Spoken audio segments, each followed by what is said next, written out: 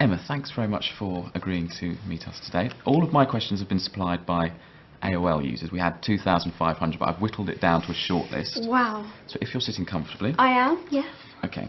William Perrins from Bridgewater asks, if you could borrow Harry's invisibility cloak for 1 hour, where would you go and why? Gosh, that's so hard. I could borrow some invisibility cloak for an hour.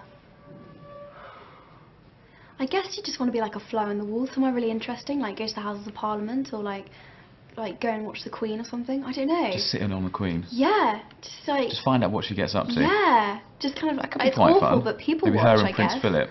Yeah, see what's really. Yeah, definitely. See Good what that's answer. like. I'd probably do something like that.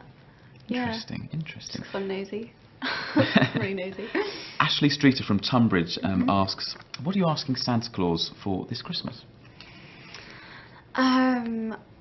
I've asked for some perfume. I've asked for. Interesting. Yeah. So it brings me on to something else. Oh, good. I've asked for some new pajamas.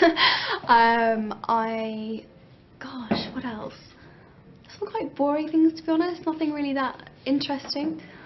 But essential for the cold winter. Yes, exactly.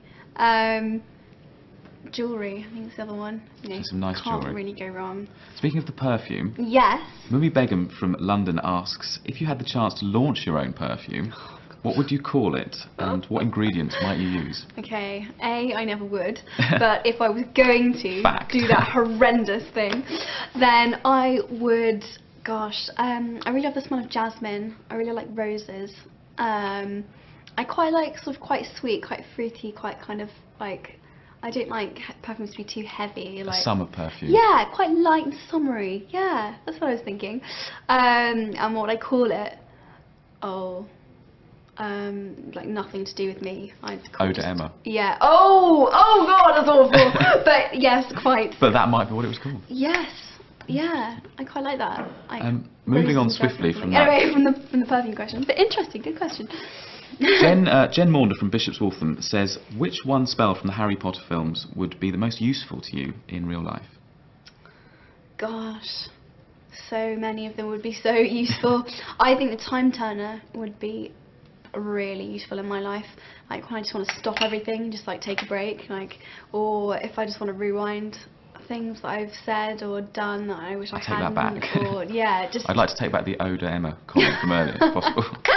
So that'd be useful for both of us. Yeah. No, I just think that would be brilliant. And I thought Eau de Emma was quite witty. I wouldn't worry about it. Hannah Waterfall from Gillingham in Dorset says, what's the strangest thing that a fan has given you?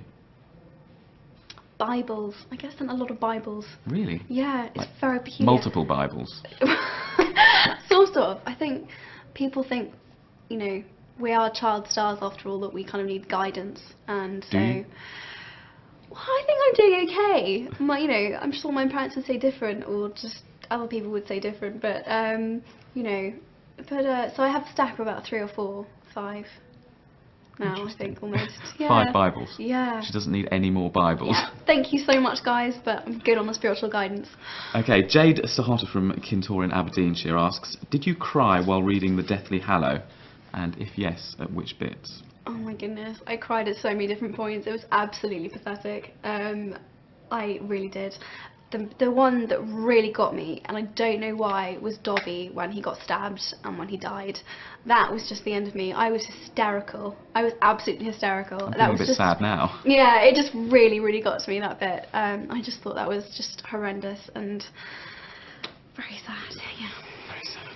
Let's take a moment on that. Yeah. But finally, Angela Sutherland from Harrow asks, you're cooking a meal for Daniel and Rupert. What would you make them and what would you drink? I'd probably make them baked beans on toast, because that's about the only thing I can They will be pleased. reliably cook. And I'm not saying I don't try to cook, because I think it's a really nice thing to be able to cook. But I get a bit distracted when I'm cooking, and it normally turns out really badly. So probably baked beans on toast. And what would they drink? Sounds like a fun time round at Emma's for Yes, a fun it dinner is. party. Anyone who comes to dinner, it's gonna be an extravaganza. What would they drink? I don't know. You know, they're over 18 now. Like, pull out a nice bottle of wine. A good vintage. And yeah, like some nice wine. Wine and baked beans. Yeah, Interesting nice wine, combination. baked beans on toast. Perfect. It's a winner. What more do you need? Thank you so much for talking to us today. Thank you very much. Enjoy the rest of the day. Thank you, you too.